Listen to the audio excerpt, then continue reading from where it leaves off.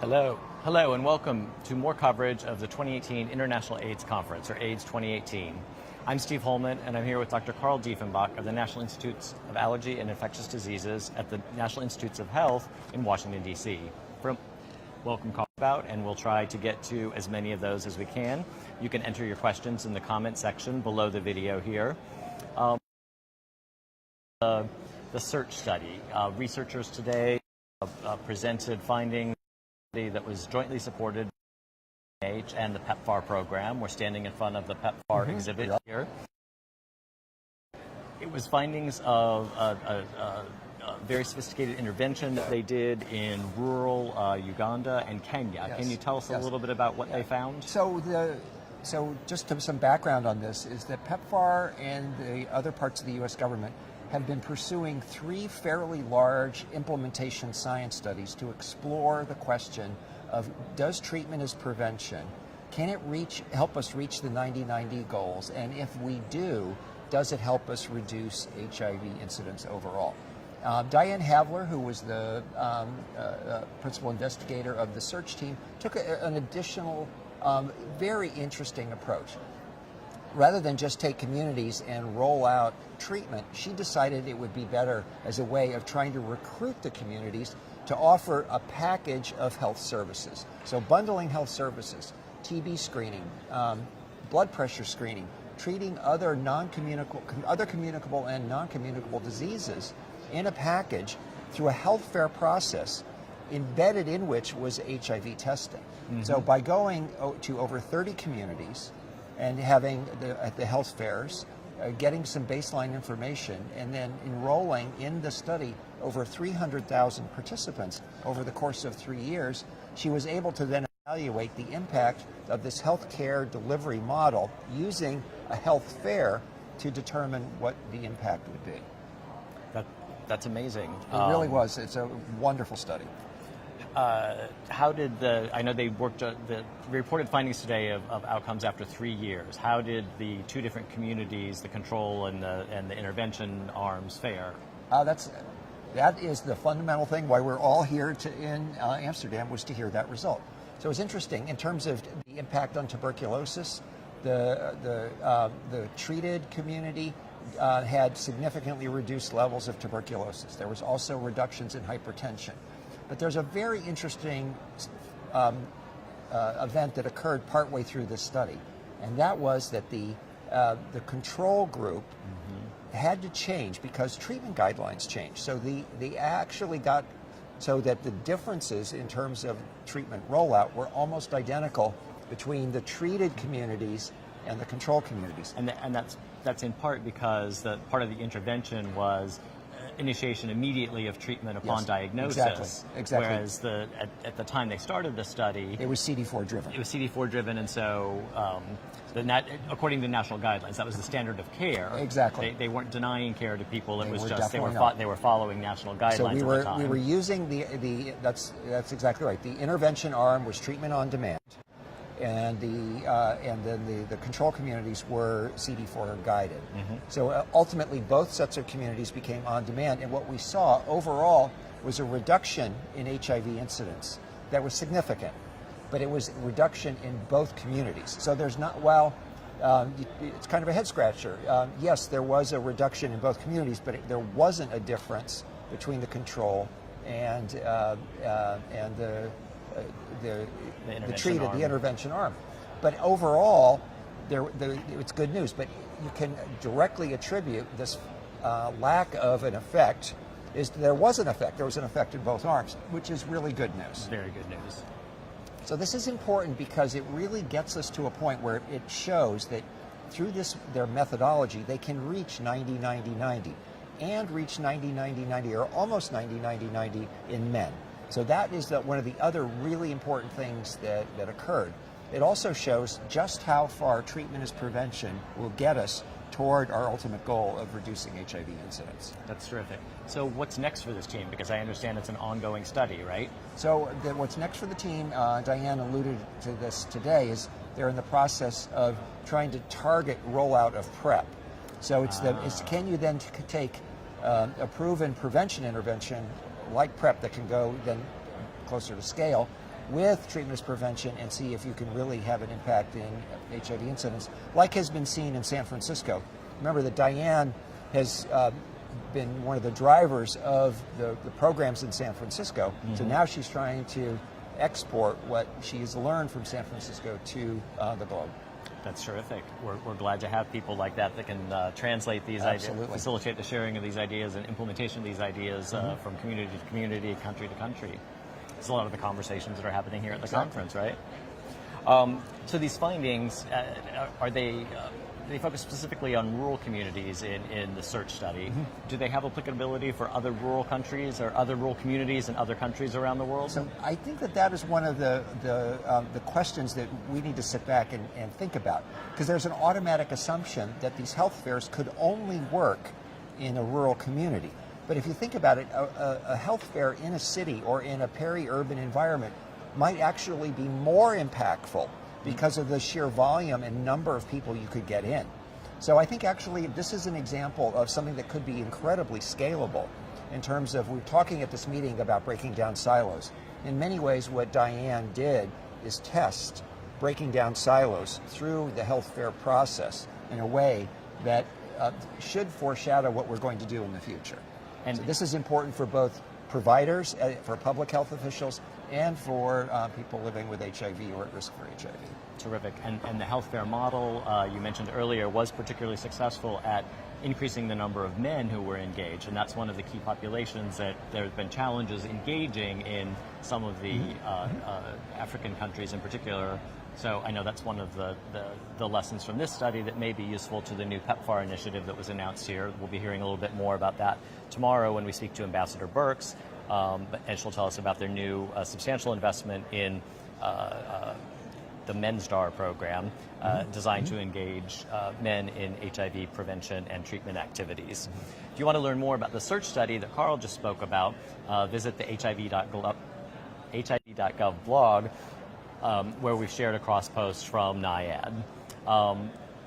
We've got some questions coming in. Let's see. One is a question about advances toward a cure. Maybe we should hold that question until we get to our next topic. That. Okay. And informing trauma, informed care into prevention and treatment. So one of the topics. So there's a question from a viewer, and the question roughly is what is the role of trauma? And we've heard a lot at this meeting about gender-based violence and how it has such a negative impact on uptake of treatment and uptake of prevention. So it is a form of physical stigma in some ways in terms of the impact on either a young girl or and it's both men and women that are subject to this. There's a lot at this meeting on that topic, and everything about it is problematic. The fraction of young women around the world that their first sexual experience is one of rape is not a great. It is pretty amazing. It's very disturbing. So this is an active area of behavioral and social science research that we will need to continue to unpack. Terrific. Thank you for the questions. If you have other questions about the topics we're discussing or research that you're hearing about that's coming out of AIDS 2018, pose them in the comments beneath the video, and we'll try to get to as many of those as we can while we're talking. So, Carl, let's talk next about the talk that Dr. Anthony Fauci delivered today. It was a featured talk here at the conference on an area of research that he's particularly expert at. Tell us a little bit about his talk on long-lasting control of HIV infection without antiretroviral therapy. Yes. So his talk centered on strategies to achieve ART-free remission, which means is you are virally suppressed without having to take a daily pill. And he made the case that that this is a subset of cure activities. So if you take a look at cure, you can have a true eradication of HIV from the body. And in order to achieve that and to go through that, keeping in mind that so far one person has been effectively cured in terms of this type of eradication, Timothy Ray Brown, who had to undergo bone marrow transplants for his leukemia. But this is not the kind of thing that is applicable to the globe. And in fact, Dr. Fauci made the point that in order to get, as we evaluate cure strategies that are in this space, we have to consider the cost-benefit analysis. We have to consider their scalability and their degree of safety and cost. And so at the end of the day, we're not going to spend a lot of time talking about those because this is still at the most basic research level in terms of eradication and cure. On the functional cure side, where you could have induction of virologic control, meaning the body and the immune system can suppress the HIV that grows within the body to a point where it is under control. And Brad Jones, who gave the plenary talk this morning on cure, used the analogy of the little Dutch boy and the dike, and that the idea of a functional cure is keep the finger in the dike and to keep the virus from leaking out. Okay. And so he made the analogies: you could freeze the water in the other side of the dike and keep the virus from moving, or you could drain it, or you could just build the wall high enough so nothing leaked out. In some ways, that's what a functional cure is. It's making the wall, the dam, as strong as possible so nothing can come over the top. Okay. So using that analogy, Dr. Fauci presented a vaccine study that his lab did that asked the question is, can a vaccine that was a prime boost using pieces of HIV and a different virus to deliver pieces of HIV, so that was the prime and that was the boost, could you see a difference? And it was a placebo-controlled trial, and the answer was no. There was no difference in terms of time to rebound between the vaccinated group and the unvaccinated group. So in that sense, this continues the pattern of therapeutic vaccine studies that haven't borne fruit. So he then postulated that part of the reason we are in this problem is we may not be giving the body enough of a chance to respond after we stop treatment to be able to hit a set point. And that became particularly important when he talked about the study that his lab had done with a monoclonal antibody called vedolizumab, or anti-alpha-4 beta-7. Now, let me explain about that just a moment. There's a group of proteins on the surface of cells, one of which is CD4. And everybody in HIV knows what CD4 is. It's the virus attachment protein that HIV uses to gain first attachment to cells and then participate in the entry. Well, alpha-4 beta-7 is another molecule on cells that marks a subset of lymphocytes that are particularly sensitive to HIV infection. So if your if your cell is CD4 positive, alpha-4 beta-7 positive, it's one of the first cells that gets infected, because those are the cells that literally move through the blood, and when they have that kind of marking, they go straight to the intestine, straight to the gut.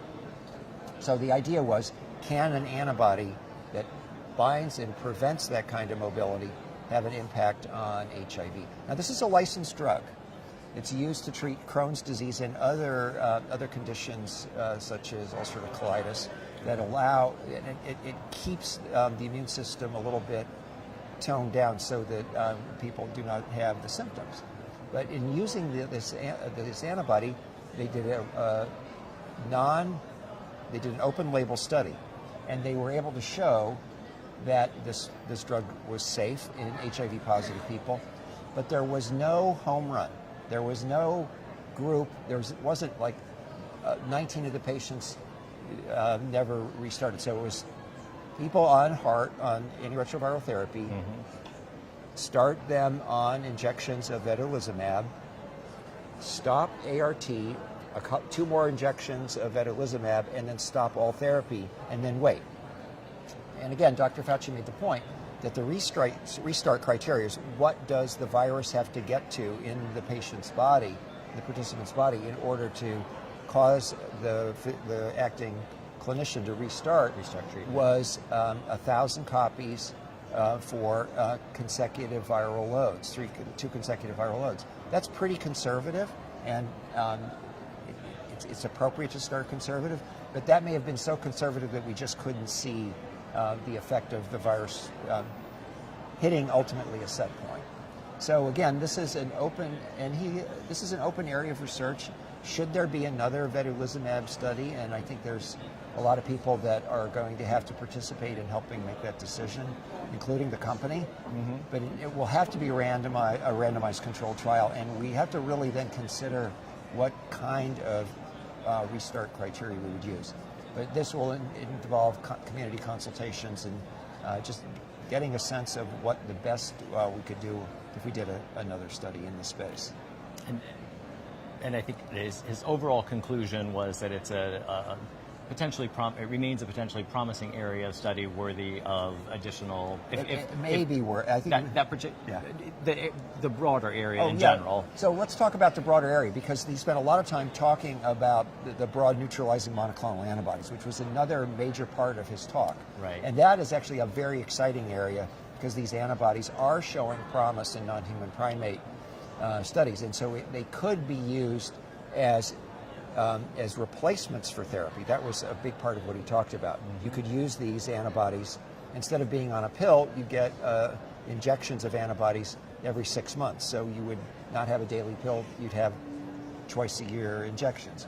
Or in the case of the animal model study he presented from Malcolm Martin's lab, is that there was a number of animals that were given the antibody after initial infection, and they actually developed a really potent immune response that led to control of their SIV, their simian virus.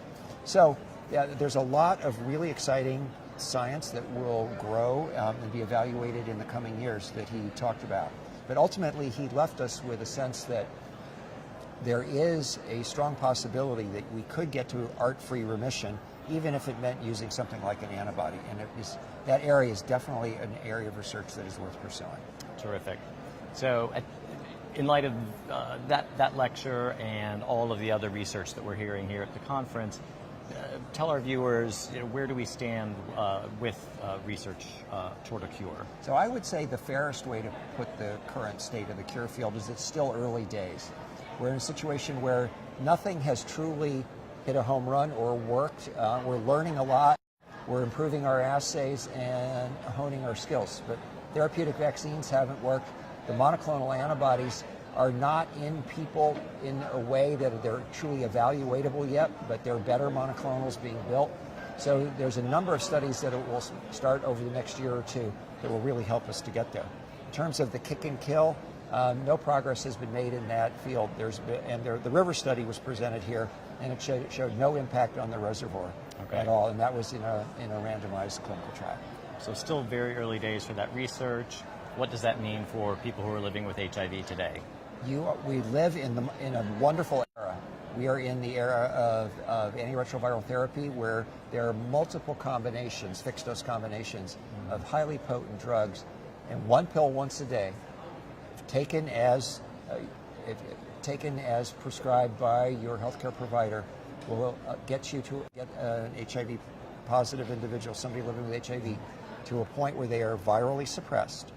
And excellent for their health and longevity. It's great for their individual health, and at the same time, it's great for their sexual health.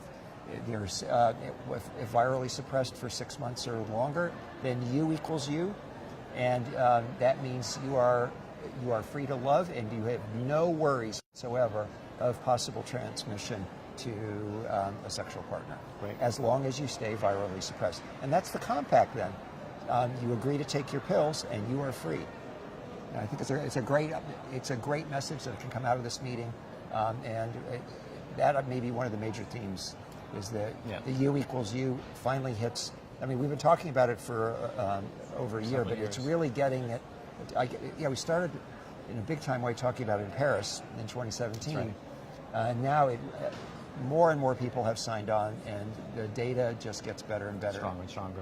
We talked a bit about some of the data yesterday. Yeah, we talked about Partners 2 yesterday, exactly. If you missed that, check out our conversation recapping some of yesterday's scientific highlights from here at AIDS 2018, also here on our Facebook page, and you can hear about the findings from the Partner 2 study. And I imagine we might be revisiting that tomorrow when we speak again. Yeah. Again, this is Steve Holman. I'm here with HIV.gov. This is Carl Dieffenbach of the National Institutes of Health. We're at AIDS 2018, the International AIDS Conference, and we're discussing some of the science highlights that came out of today's presentations. If you have questions for Dr. Dieffenbach, note them in the comment section below, and we'll try to get to as many of them as we possibly can. Carl, we did get one question from a viewer who was wondering about, are there any concerns about PrEP resistance? So PrEP resistance, so there have been being adherent, so you don't run the risk, but you can't control the virus in another individual. But again, what we're seeking to do, infected and didn't know it, and started PrEP, yes, but the way the health really think about when virus comes into play, if PrEP is there, it's like a wall and prevents the virus from about the intersection of substance use treatment, and HIV treatment. Can you tell us a little bit about what those researchers found? Sure. I think it's really important that we focus on the outcome of the study, and the ultimate outcome was always about what is the level of virus suppression seen in the study participants in WISE, in the Women's Interagency HIV study. And what they saw is that women who engaged in substance use had less level of virus suppression overall on the population, were nearly equivalent to people who, but still statistically significantly different, but higher than poly substance using individuals.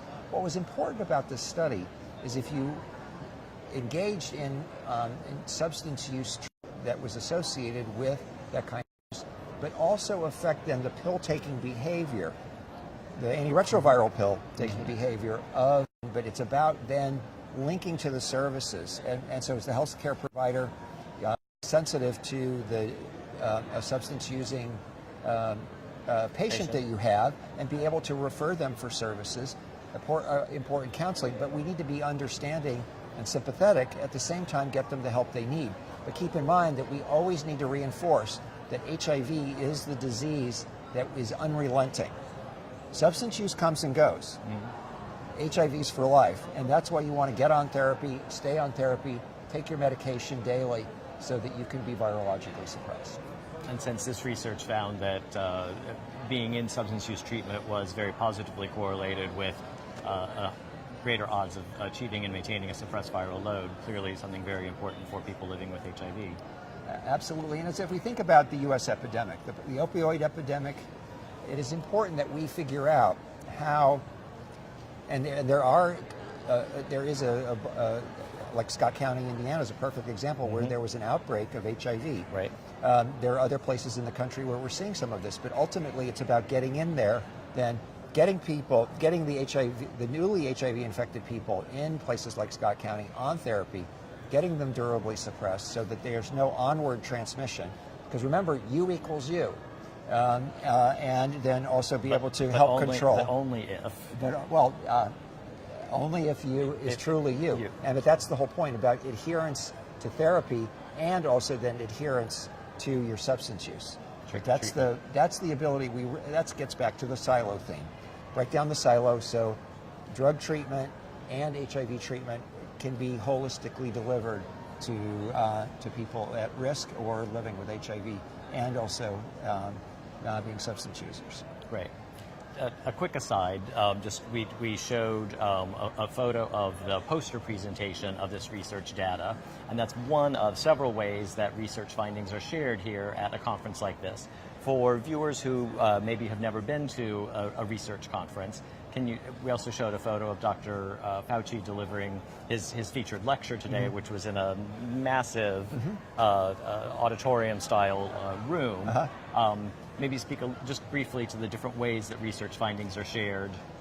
Sure. There's a number of oral presentations at this meeting and roundtables. And I think the roundtable is a really interesting way that we have these discussions. So scientists will present their findings, and then there's a discussion with the audience that really unpacks the details that you can't get out in a 15-minute talk.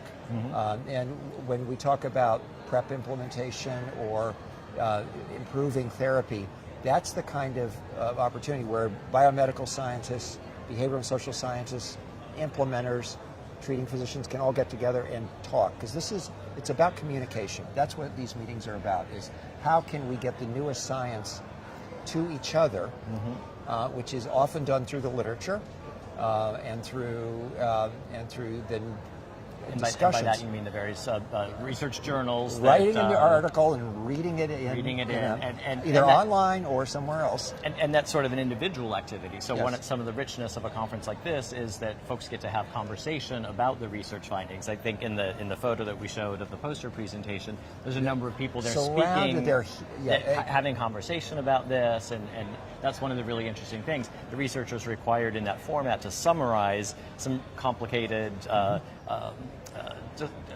description of what they've done and the outcomes they got into a very large poster.